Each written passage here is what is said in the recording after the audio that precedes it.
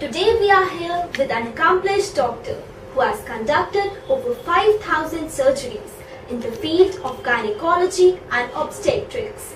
Yes, we are talking about none other than Dr. Mangla Dogra. Ma'am, it is an honor to be here talking to you. Pleasure. Ma'am, we know that you are totally devoted and dedicated to this noble profession. So how does this affect your life as a whole? See, in 40 years now I've got used to it. But initially, yes, it would. It's very simple to say that it's my child's birthday and that it is time to cut the cake, and then I get a call. And I have to rush for the delivery.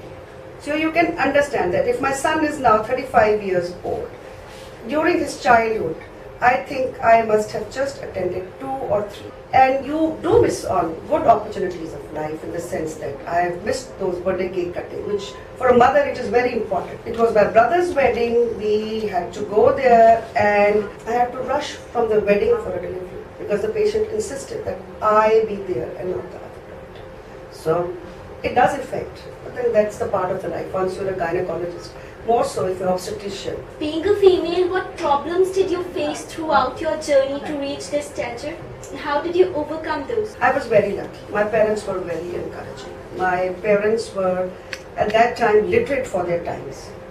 And to the extent you can imagine that at my time I was the best swimmer, because in those days no girl would venture for swimming. So they were very broad-minded and they raised me like a boy. They had no difference between a boy and a girl. So in my family, I was very lucky. I never faced that problem. Maybe I'm we are one brother and sister. Maybe I got more opportunities, more push from my parents than even my brother, who was younger to me. And when I got married, I have an excellent, great human being who was always encouraging me. Always he would say, Mangla ji, kariye, aap kariye. He was always encouraging me. And on that front, I've been very lucky ever since I have entered practice. My husband is in a government job. He's a professor in INBGI. So you can imagine that he categorically told me that I will not help you in your nursing home because I am a government servant. But at home front and from children's point of view, you don't have to worry. So I have a very good support system from my husband and from my children, who are also very understanding.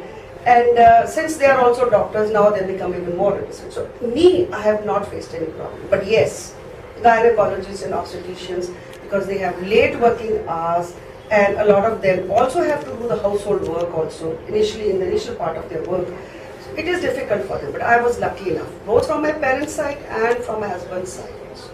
Yeah, the things have changed now. Have the views of people regarding the birth of a female child in their families changed?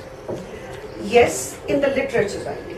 But if you see India, majority of the society is still illiterate. Having a female child is still a big taboo.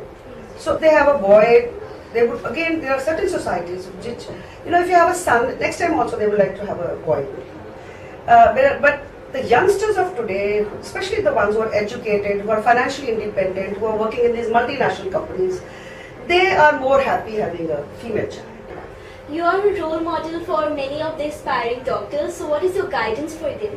I generally tell them that if you work hard and if you work ethically, do no nonsense practice. You will rise slow, but then you will remain on the top. So I always tell them that you are playing with a human life. Be ethical in your practice. Don't do any hanky-panky. That is the only thing that I do. Ma'am, we appreciate you sparing your valuable time for us. Thank you so very much. Thank you.